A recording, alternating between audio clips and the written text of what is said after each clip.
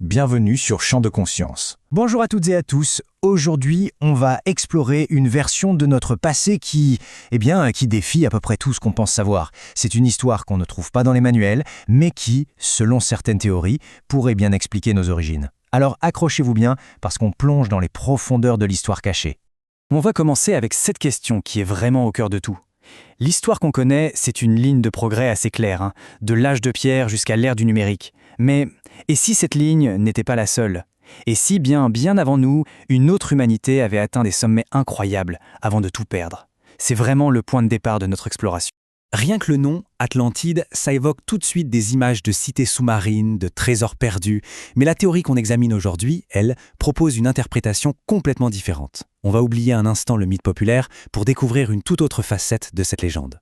Dans cette perspective, la catastrophe de l'Atlantide n'était pas d'abord un événement géographique. En fait, l'idée d'une île qui sombre dans l'océan ne serait qu'une métaphore, une sorte de souvenir déformé d'un événement bien plus profond avec des conséquences bien plus vastes. Et là, on a vraiment deux visions qui s'opposent.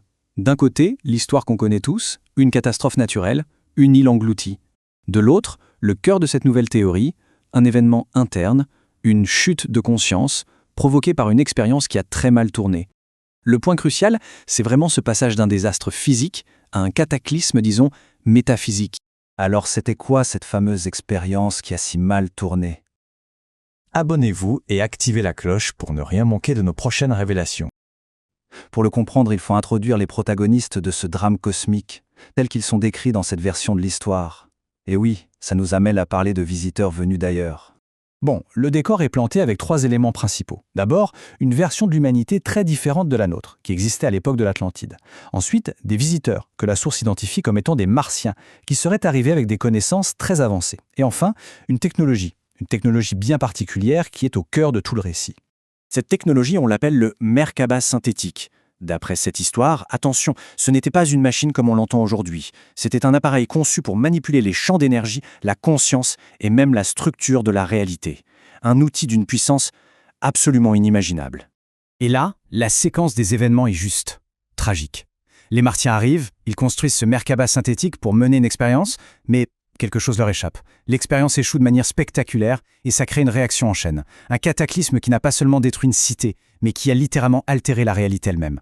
On va maintenant s'intéresser aux conséquences, les conséquences durables de cet échec, parce que l'effet le plus profond, le plus permanent, ça n'a pas été la destruction matérielle. Non, ça a été quelque chose de bien plus intime, une altération de la conscience humaine. Voilà, c'est la phrase clé, celle qui résume toute cette théorie. La véritable chute, ce n'est pas celle d'une île dans l'océan, c'est celle de l'humanité, qui serait passée d'un état de conscience supérieur à un état bien plus limité. Concrètement, ça veut dire quoi, une chute de conscience ? Eh bien, selon ce récit, ça implique une fragmentation de notre perception. On aurait tout simplement perdu la mémoire de qui on était, de nos capacités, et notre façon même de percevoir le monde aurait été radicalement transformée. Pour bien visualiser l'impact, il suffit de comparer.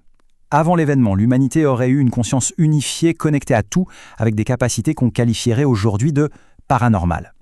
Après, cette conscience est devenue dualiste, on perçoit le monde en bien/mal, soi/les autres, et nos capacités se seraient retrouvées considérablement réduites.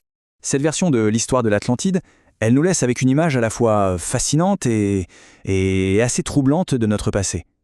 Si la chute de l'Atlantide n'était qu'un chapitre, une chute de conscience provoquée par une expérience ratée, ça soulève une question essentielle.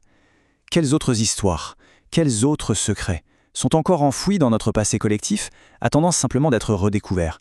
La réflexion reste ouverte.